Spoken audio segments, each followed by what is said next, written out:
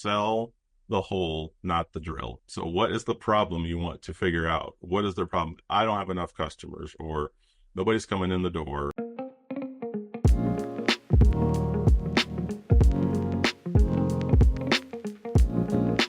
Thank you for joining the Free Time Mastermind Podcast, brought to you by the Free Time Mastermind Group. I'm your host, Robert Gaines. Ted Gaunt, founder of Easy Business Technologies, will share his story and what he's learned to help grow your company. Ted uses software like Go High Level to help entrepreneurs put new customer acquisition on autopilot. Thank you for joining us, Ted. Where are you calling in from? Well, I'm right here in the Midwest in Altoona, Iowa. Altoona, Iowa. Now, what part of the state is that in? North, It's south? right in the center. It's right by Des Moines. It's a little suburb right outside of Des Moines. So right part of the metro. And we had a great talk about the correlation between entrepreneurs and the connection to other family members that are entrepreneurs. So most people I run into and talk to, if they had a hunger to own their own business, they usually have somebody kind of upstream in their family that's also a business owner.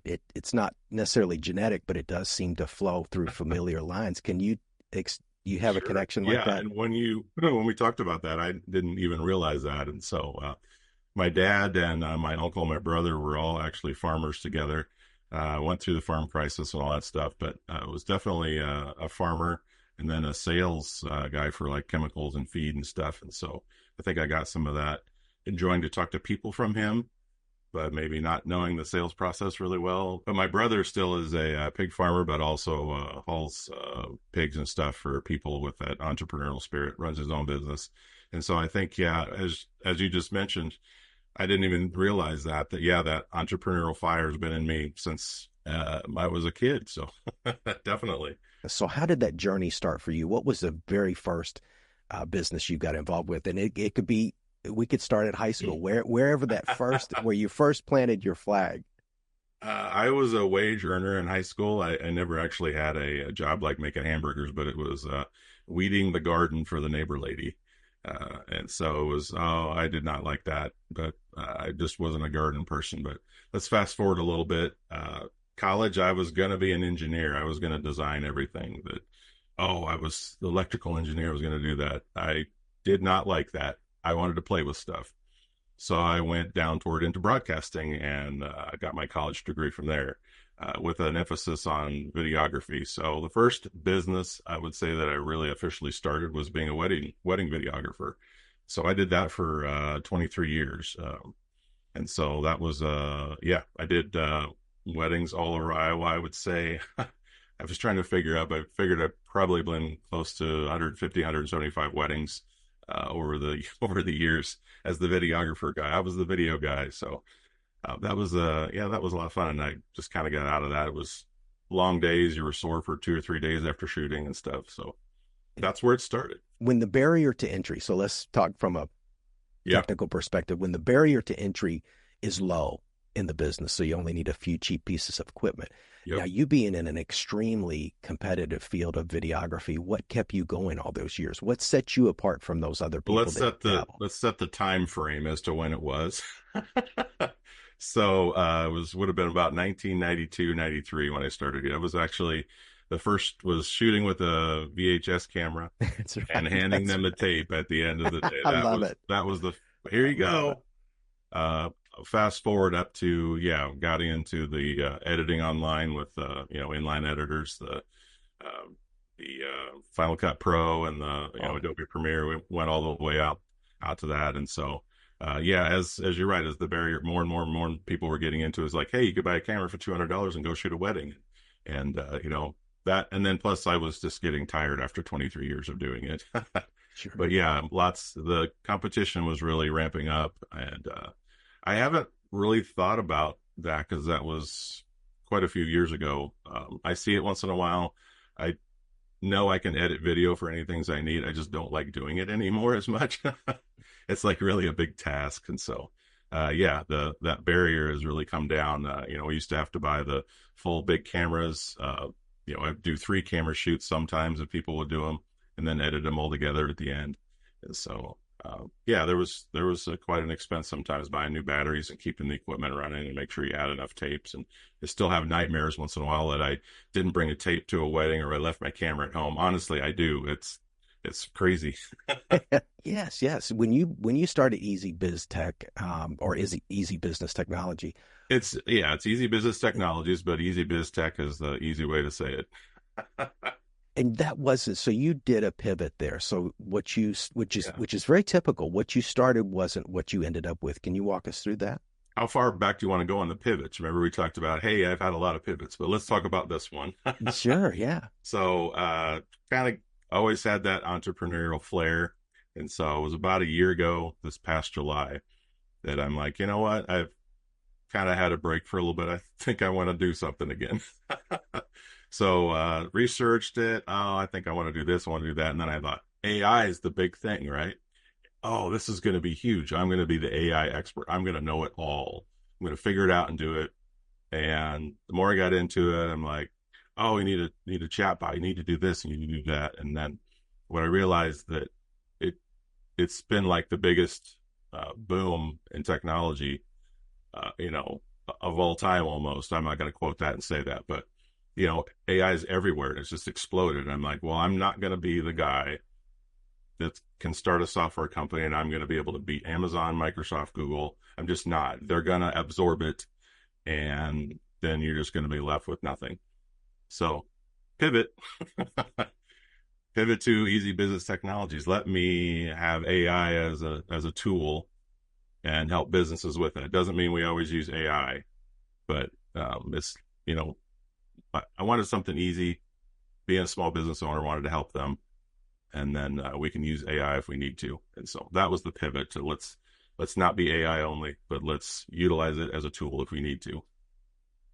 And you mentioned on your site about reviews, which I thought that was Yeah, really good. So yeah, I wanted to help people get a tip from you right now in how some of that works. So the technology that you have is leveraging these reviews to bring in more business. Can you walk us through the advantage of that, of how you can use reviews as sure. lead generation?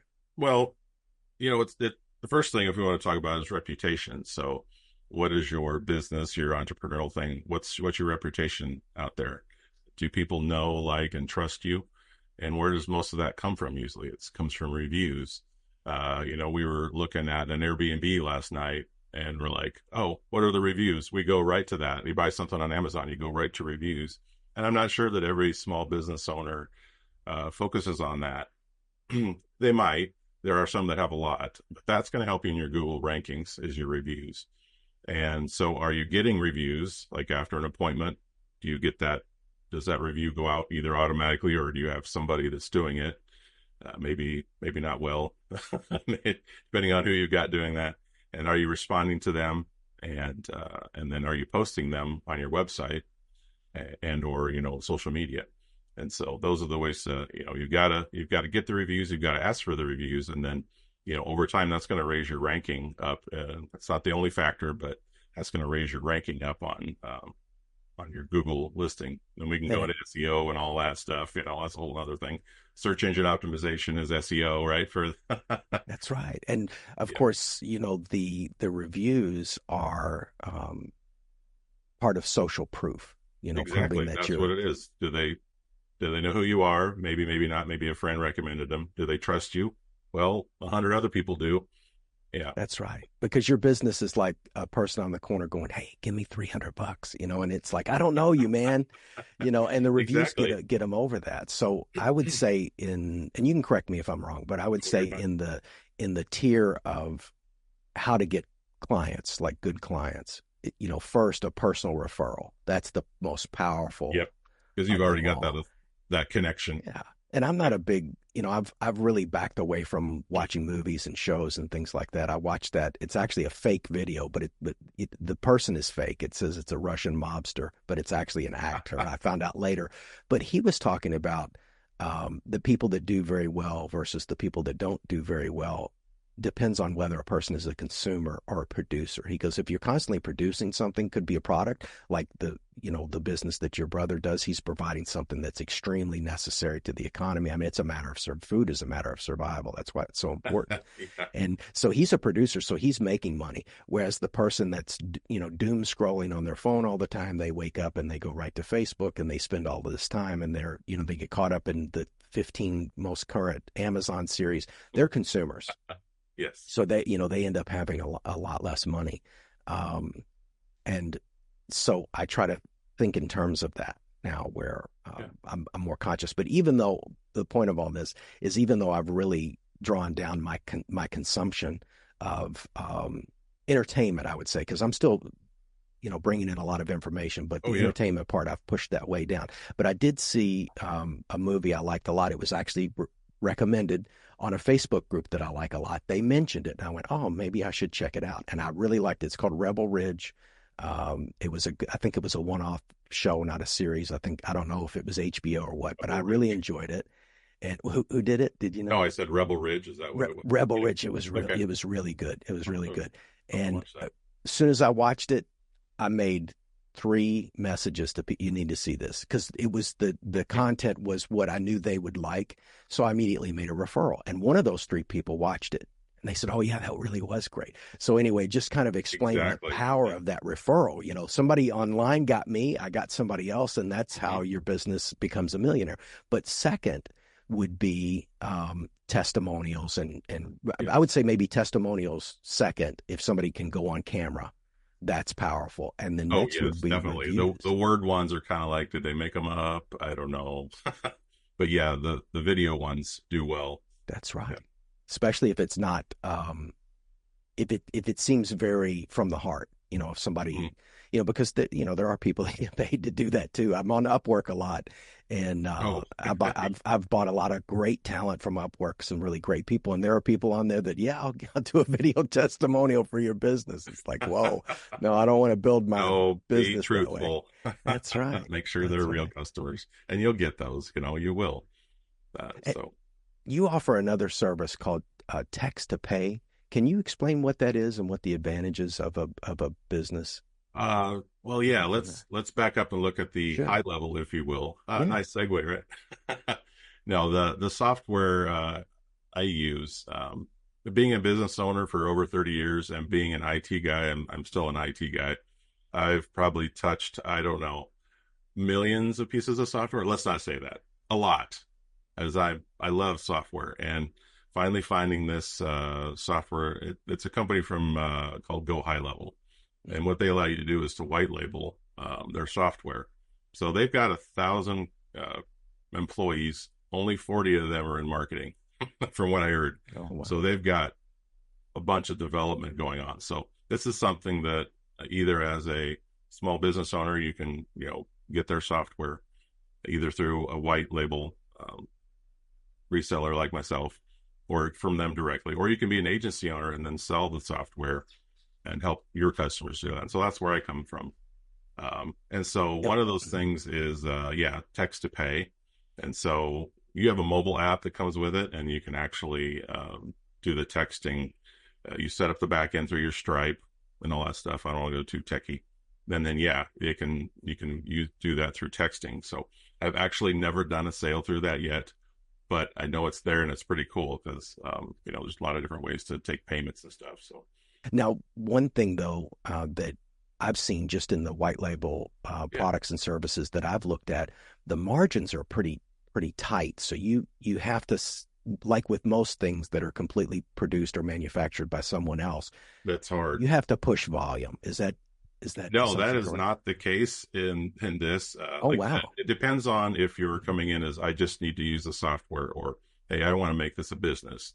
So let's talk about coming in at the business side. Mm-hmm. So high level lets you pay. There's 3 different ones: one account or several accounts, or you can go into one that lets you set it up and almost forget it. It'll just auto run. But I like to have the hands-on one. So you pay one fee to go high level, and then you go in and you change your brand and everything. And so if you go to My Easy Biz Tech, not trying to push people there, but just if you want to see it, it's running, it's running me. It's like it's me. It's my domain. It's my everything.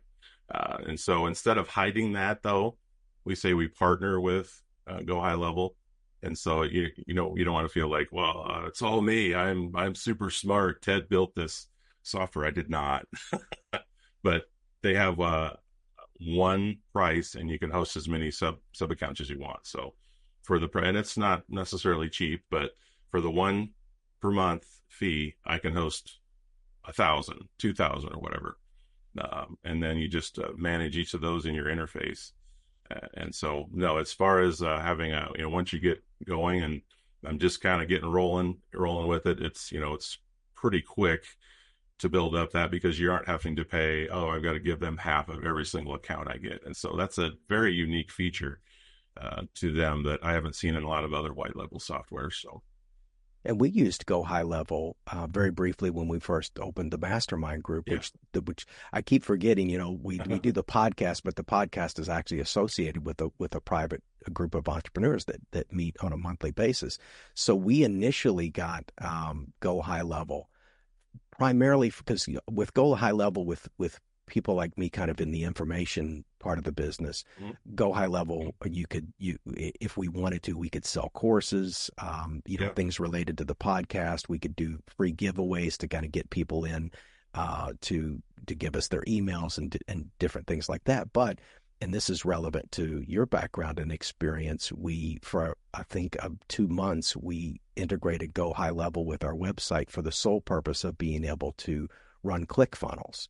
Can you walk us through a little bit about that? Because I don't think we've ever talked much about. You mean like the sales funnel? You want to run a sales funnel? Yes. Well, we couldn't use Russell Brunson's ClickFunnels, which his ClickFunnel was really just an automated online sales funnel. Yeah. But we couldn't use the ClickFunnels account unless we were Go High Level. So we had to integrate those two people. And of course, I Really? paid somebody else to handle all of that, because I'm not, I mean, I can handle some tech stuff, but yeah, that was out. I looked at the back end of it and I said, oh no, I'll call somebody. Yeah. I said, no. Well, that's why I broke away from, I started out in ClickFunnels and looked at it, found Go High Level. I'm like, well, ClickFunnels is building there, and they're got their thing and they're doing that, but the whole sales funnel is built right into Go High Level. So, and I think the reason why we had to integrate is because we didn't know what kind of services we were going to need to offer. So I think that was the Go High Level component, but ultimately the ClickFunnels was tied into our marketing through Meta. Okay. So I would say, quite honestly, the ClickFunnels didn't cost that much. The Go High Level was very affordable. The Meta marketing, that's its own video that I'm not ready to talk about what we spent and what happened, but I'll talk about that later. But Go High Level seemed very good, and ClickFunnels seemed very good. So yeah, and so if it's hard to explain all the Go High Level things, but the point of what you want to do is you want to capture that lead, however you do it, and you want to respond to them, get the sale, and then do the referral and thing. And so I just saw all the things that a small business could need all wrapped up into one. There's the reviews. I mean, if you got to get your reviews on there, and then be able to just communicate with your customers. How's that through text? How's that through email? That's in there. And then responding to them, and then taking the payment. You want to be able to do that with your Stripe. You can do that, through the website, through a funnel. You want to talk about sales funnels a little bit and what that was. You can build a funnel. You can build a class. Build a membership site. They're trying to take on School. If you've heard of School, that's right. A very popular one. And so, and so there's just like 900 features. There's the top 5. Well, what about lead capture? Because of course, people, when we talk about the sales funnel, of course, sure. We call it a funnel because it's big on one end, because that's where your prospects, you do your marketing, your advertising, and you bring people through this process. So the sales funnel is really just a great way to visualize how the sales go through. So you have this wide open end that you put the prospects in, and then hopefully as they go through that funnel, they convert into a customer at some point. And I can talk about that a little bit. Yeah, go ahead, sales please. funnel and kind of the way you want to what I've learned from some other people, speed to lead, there's different ways, but the sales funnel, essentially, if you think of it, is a website with nothing for them to do other than to consume to take action. They read, and they take action, or they don't. That's essentially what a funnel is. And so you're pushing them down. There might be an upsell or a downsell. Maybe you're selling a larger high ticket item. They're not interested. We'll get them into a lower ticket item. But the point is to capture that lead. That's one of the huge things in Go High Level that I really thought. I mean, I was not building my list of clients. It was not. And every touch point in Go High Level is you're grabbing that lead. And so what I want to talk about is like the speed to lead. And so I think it's like 60% of small business phone calls don't get answered. And heard that. And so how many times do you get on there and like, my sink is clogged, I need a plumber. You call the plumber, first one doesn't answer, leave a message. I'm like, okay, next one. Maybe they even got good reviews, but are they responding to their lead quickly? And so there's different things, not trying to push the Go High Level. It can be however you do it, whether you just manually respond to them quickly, whether it's an email form. I prefer the web chat form now. And so if you look at either my music page or the Easy Biz Stick, there's a little web chat down there. And when they put in their information and they have to put their phone number in there, I make that a requirement. I figure if they really want to communicate, they want to be communicated back. They don't just want to like, I'm just going to send a message and not hear from anything. But put that in there, boom, that goes right into a CRM, which CRM is Customer Relationship Manager. Is that what you call it? That's right. Okay. That's right. So that's the whole basis, is capture that information, and then how do you nurture with them? So at least with the Go High Level, if I have it set up, if you call my business number, which is a number you purchase, if I don't answer, it actually sends them a text back automatically. It says, hey, sorry, we missed your call. How can we help? And then if they were to respond, hey, my sink's clogged, you'll get that on your mobile app and be able to go, oh, sink's clogged. Yeah, I can handle that. They may have been working on the sink at the time and couldn't get that call, but at least they're taking action on that. And you can use AI with that. I just implemented that on my music side, and interesting enough, it magically worked yesterday morning. Somebody reached out to me and said, hey, my daughter's got getting engaged and we want to have music at our event. And the AI turned around and said, well, congratulations on your daughter's engagement. Let me check my calendar and see what we have available. Wow. I said, great. Love it. And there's more to this one. And so I'm like, oh, shoot, somebody responded to AI. And so I happen to not be available. But here's the interesting pivot. I reached out to him. We had a nice conversation. And I said, hey, by the way, I see, you have a business. You need any help with your business or anything? And my significant other says, you're so weird sometimes. I'm like, yeah, but I got the entrepreneurial fire. I can't help it. He said, oh, he goes, yes, always. He goes, yeah, we could totally use some help. So we're going to meet in a couple of weeks and we're going to look at, but what was the point of that? Why did he immediately just say, because he trusted me, right? We'd made a connection already. I couldn't help him in that connection, and I felt bad. We're going to be out of town. But I made that connection, and so immediately was that trust. He trusted me because he knew this guy, does music, and the authority maybe came from, maybe saw YouTube videos or whatever. But then it actually drove right into it. I saw that, I'm like, wow, that was an instant trust that he made with me, felt comfortable, and it pivoted right into, and so it's, getting that speed to lead, that quick, answering the emails and answering the texts either automatically or not. But that was a really big rabbit hole, but it's getting back to, talking. And 60%, 60% of the calls not being answered, the money we're talking about that people are leaving on the table. In this economy, let's be honest, because we do talk about economics on here, and things are rough, and businesses, all the way from, things weren't that great before the pandemic. The pandemic, changed a lot of dynamics, particularly for brick and mortar owners. It was restaurant owners. Wow. It was bad. So people simply cannot afford Well, I was in a restaurant yesterday in Kissimmee, really nice place. It was Dominican food. We have some great food from all, and I like to mix it up and have, Yeah. things that aren't usual. Beautiful place. Had a great Google rating. I look at all that up front because if I'm going to spend money, I want, it was 4.7, which is tremendous. 4.7 and 1,300 reviews. Now you can have a 4.7 and have two reviews, and those are your two cousins. Yeah, An average on that many, yeah, that's good because you're going to have haters no matter what. That's But right. out of that many, that's great. Yeah. That's right. So there's the social proof, right? There's the trust factor. The place was beautiful on the outside, clean on the inside. The staff was friendly. The food was great.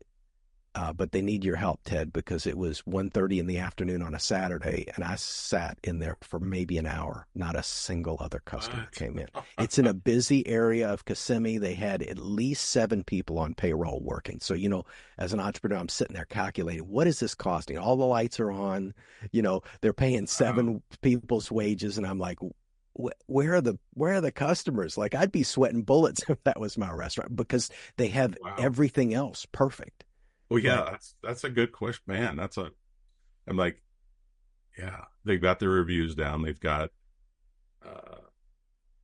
was the food good? It was awesome. Okay. I would guess that, and again, I'm just guessing because I do talk to, I'd never talked to the manager, but I did talk to, the hostess, which was also kind of served as the waitress. And she, was very well versed in what was going on. The only missing piece of that puzzle is they're just not doing enough marketing. If you've got everything else right and you don't have people, that's marketing. True, So true. I would, Getting I'm the not, word out. and I'm sure they're not going to tell a random customer, but if I had the ability to ask, I would have said, what did you spend last month on marketing? Because what I saw during the housing crisis, because I was trying my hand, I was working as in a marketing position, but I was also doing some moonlighting, trying to help some businesses. But that was during the housing crisis, let's say 2007, 2008. And what I saw people doing is that their businesses were slowing down, so they cut their advertising and marketing budget. And I said, you're saving money, and they were like, I have to pay payroll. I said, yeah, but 3 months from now, You're when not your going to phone have stops any ringing, payroll. yeah, and they vanished, and these were some of these were personal friends, and I said, look, I'll help you for free, just not. And they're like, I can't spend the money on the marketing, I can't justify. So I said, you could the definitely be marketing's the right. only thing. The Yeah. So marketing is the is it the only thing. marketing? Is it the marketing with them, or is it location? Are they in a location that isn't? You said it was busy. They just didn't have the walk-in. It's a great Um, spot, easy are to they get to. grabbing? Do they have past customer information? Do they have a list? I mean, if they have no list of customers, how are they? Rewards program. Hey, get into a rewards program. Scan a code on there, get into our rewards program, get a free dessert next time. That's Oh right. yeah, sure, I'll do that. And then you're building that up, then you can That's right. market out to those people. So if they're not doing that, they've got 1,000 reviews. So they at least should have had some sort of a list. So your And list is your list, and they can't take that away from you. that's You right. built And that list. So people think that email lists are old fashioned. It's still the number one most. I don't care whether you're trying to sell a book or a course. I would rather talk to somebody that has and I hate to say it this way, but it's the truth. I'd rather deal with somebody that has a mediocre idea that could potentially be improved a little bit and have a 10,000 person emailing list. yeah, yep, Because, Facebook and Instagram and TikTok is full of tons of people that have brilliant ideas, but they have yeah, no audience. And yeah, they realize that it's going to take, in all seriousness, tens of thousands of dollars to build that trust factor that you talked about, because they don't know you. Why do you yep, want me to give you my money?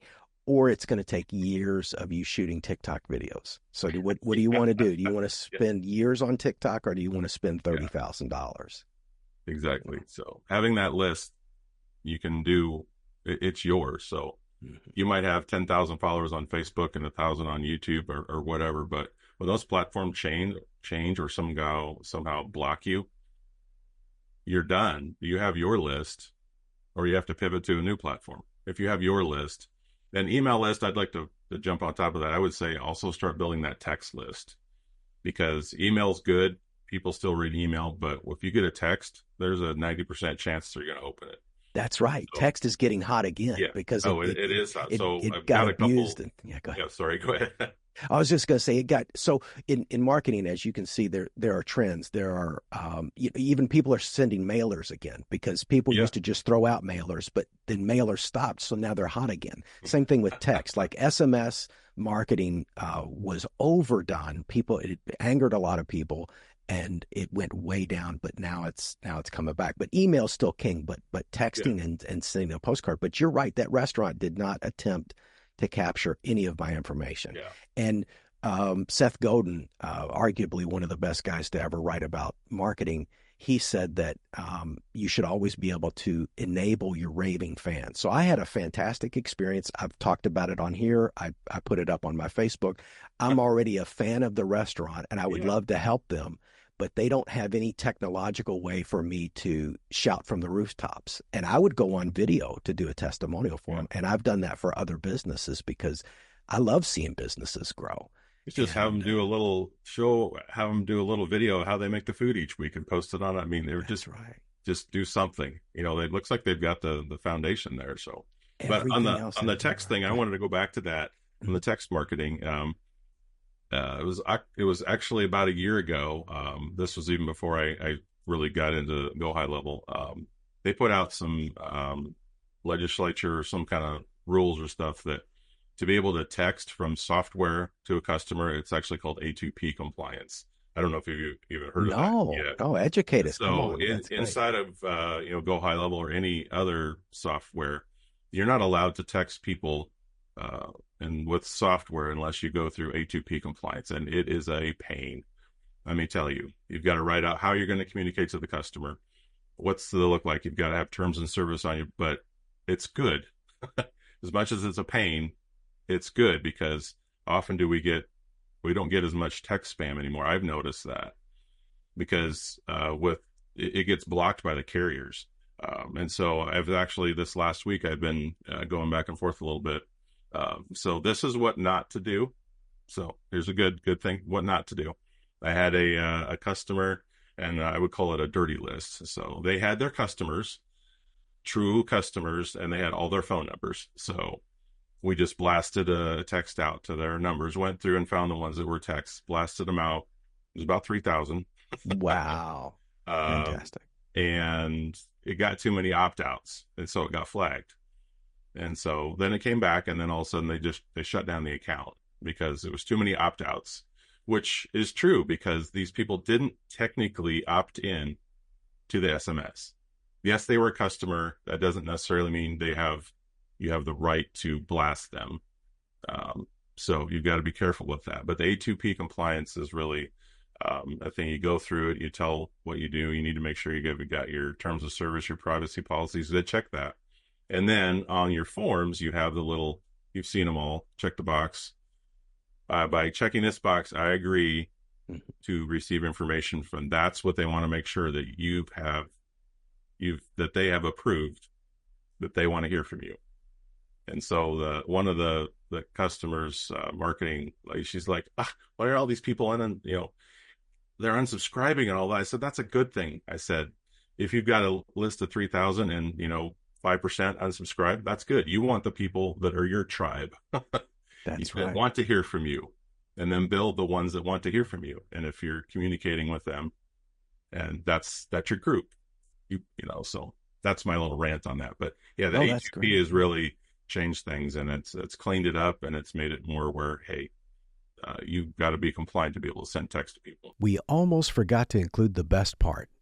Ted created a page of dynamite information to help you grow your business. It is free and exclusive to viewers of the Free Time Mastermind podcast.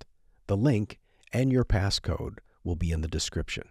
I personally found the second half of what every business needs to be the most helpful for me. The freebies page even includes a link to other online resources, including software. One of the programs are so despised by this platform, I can't even say the name here. Go to the page, and it's the link right under the free SEO checker. Well, one thing I wanted to ask you, Ted, because this relates both to your music because I've seen it in music. Okay. It relates to your career as a videographer, and it also relates to what you're doing now. Okay. And I mentioned it a little bit with the studio. So one thing that makes me nervous is in everything, even in podcasting, there's a technological arms race that the small business owner is never going to win. You know, now Hmm. I could tell you got great gear. You got a Martin guitar, which those sound, fantastic. But He but was looking. You knew. You saw it. I was watching, yeah. But yeah, they make a great, the great products. Yeah. But of course, too, in the videography, you said at the end you were in a 3-camera setup, and then next thing you know, you've got the wire where the camera goes along the top, and so you continuously have to have a tech arms race where you're spending more and more and more just to stay competitive. Yeah. How do people leverage this technology without having so much overhead through the technology that they can't make a profit? Well, I mean, I can always plug myself and say, first partner with somebody that that understands the tech and can help you solve your problems. That's first of all. But there's so much software out there. It's hard to decide what to do. I mean, everybody's trying to sell you software, things like that. So, if it's me or it's somebody else, partner with a friend, somebody that maybe is a techie or something like that. But the technologically stuff aside, we can figure out what to do with the technical stuff. But are you doing the business basics? Are you doing those things? Even if it's like all I can do is here's my phone number on my website, and somebody texts you and you text them back quickly. You're doing those basic business things and not getting caught up in the technology. Yeah, we can make automation and AI and all that stuff do all that. But if you're not doing the basics of business, that's what's going to help you grow is people, do they know you? Whether maybe just post a little bit on Facebook, post a little bit on YouTube, just be consistent with doing something and take imperfect action. That was something I learned the other day. It's like, oh, it's got to be just perfect before you do it out there. No, just start taking those little action steps. Maybe post every week for a year. Maybe post every day for 30 days and talk about your business. Just be doing something and moving the needle, whatever that looks like. It doesn't have to be crazy technology, but are you communicating with your customers? Are you responding to them?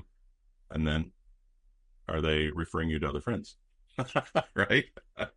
Well, we've probably all been in a creek bed at one time and seen a rock with a hole through it. And Yeah. and of course that took an incredible amount of time. And Yeah. there's a phrase in I believe in Zen Buddhism that says the water drop hollows the rock not through its strength but through its frequency. So you Yes. think about that little drop boring through stone. Slow and And steady. It isn't. I've learned that it's not going to happen in 3 months. in your business, when you hit brick walls, how do you deal with that?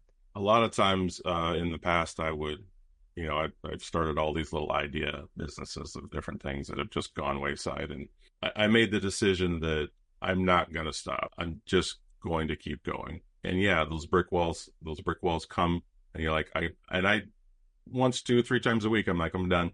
I'm not going to do this anymore. I'm tired. It's not doing what I want it to do. But you got to think to go back to those basics. Like, are you really? I mean, did you take action this week? No, I didn't post anything.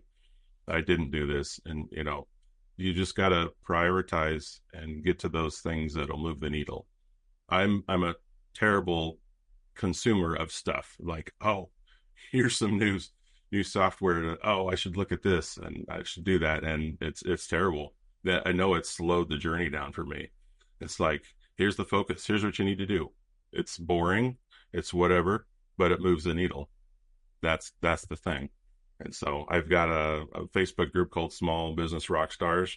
Kind of started that going, and like, hey, we're just a variety of people in there. It's not a go high level thing. I've got a musician and somebody that sells oils, I think, or different things, and we're just going to kind of build and try to help each other. So and so just moving that needle, I think, with the boring stuff, but keep going.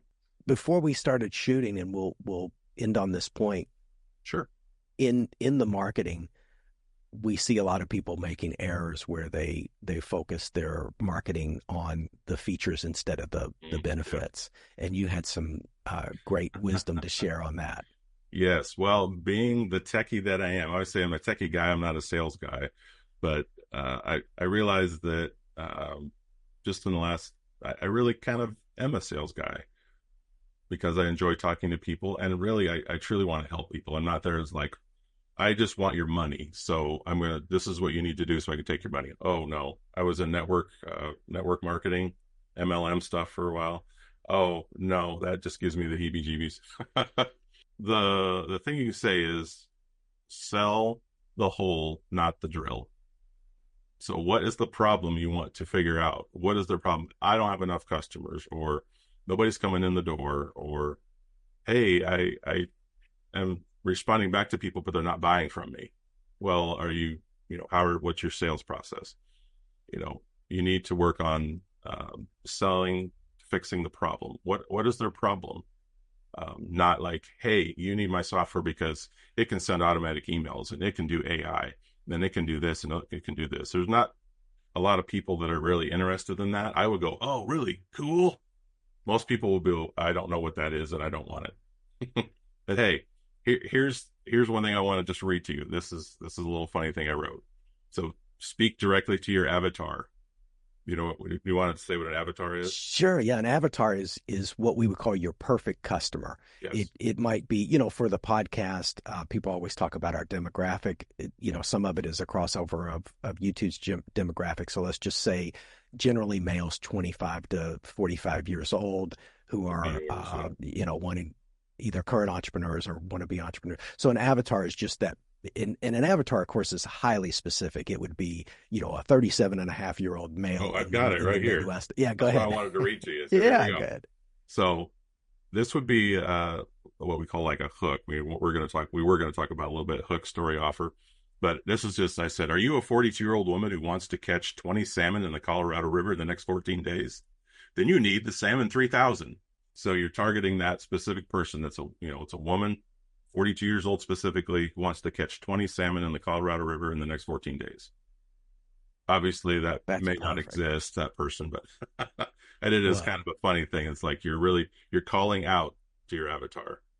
that's right. Well, you had me at fishing because that's my, you know, It's there funny. I'm not a fisherman, so that doesn't, resonate there with me. there are people at work that'll say, "Don't talk to Robert about fishing. Don't bring it up." That's But what just was one. the problem in that one? It was like, oh, I'm a 42-year-old person. I love fishing in the Colorado That's River, and I right. haven't caught a salmon in weeks. I should buy the Salmon 3000. So That's right. you're Instead of calling out the avatar, you're calling out their problem, Mhm. and you're giving them solution. Either buy that or hey, check out our free ebook on how to fish for salmon in the Colorado River. Well, Whatever that is. You know, versus a features laden marketing, which might be we have a titanium eyelet 10-foot graphite rod that has maximum flexibility for catching the fish of your dreams. And so when you look at the stats for a car, or I recently replaced the computer that this system is going through, and the the one thing that I saw in the ad for this one that made me pull the trigger is it talked about, because I do some of my own audio editing, and okay. the laptop I was running through, it was at the limits of its capability, and it said I got a unit with a lot of RAM, and it says if you're doing audio editing, you'll be able to seamlessly, and that was the problem I was trying to solve. Click buy, boom, and I got it. Yep. So I wasn't necessarily looking at, it's got a SSD drive and 1 terabyte, and it runs at 22 nanosecond. I had a problem, and that one line that said it could solve it, that was it. I mean, I did look at the other stuff. Yeah. So it's okay to have the features in your marketing, but if you only have a second, talk about those How benefits. do you stop the scroll, right? Everybody's seeking transformation, right? Do you want to lose 10 pounds? Do you want to gain 10 pounds of muscle in the next 6 weeks? Do you want to, and then they go through that. And I think it's much more powerful because people have so much demand on their eyes and their time. You have to get in We and got to say, I'm break that, delivering the what that solution for is. this. Yeah. Yeah. Now, how can people find you, Ted? Oh, there's a variety of ways. If you want some music for your next live event, no, we're not gonna. TedGaunt.com is my music stuff. I use that as kind of the playground. So to play around with some of these marketing things and, doing my SEO and some of that kind of stuff. But for the business, if you have questions about anything, you can just reach out to me. It's info@easybiztech.com. I think it'll be down in I assume down below in there. Yes, absolutely. And so easybiztech.com. It's got a lot. It might have a lot of features on it, so don't be overwhelmed with it. I've got to do a little work on that, but it's there. And so, just reach out to me. If you found something you have a question about, like, oh, he spoke about that thing, what did you mean? I'd be happy to talk to people about that. So obviously, I enjoy talking. All right. It was time well spent, Ted. I really appreciate it. Yeah. Thank you. I appreciate the time as well. Thank you for joining us on the Free Time Mastermind Podcast. I'm your host, Robert Gaines. To support the channel, please click like, comment, subscribe, and share this episode. The book Scintilla, The Ultimate Guide to Generating Business Ideas, Products, and Services, is now available on Amazon. It's available as an ebook, softcover, and hardcover. Please find the link to the Amazon page in the description, as well as other links relevant to this episode.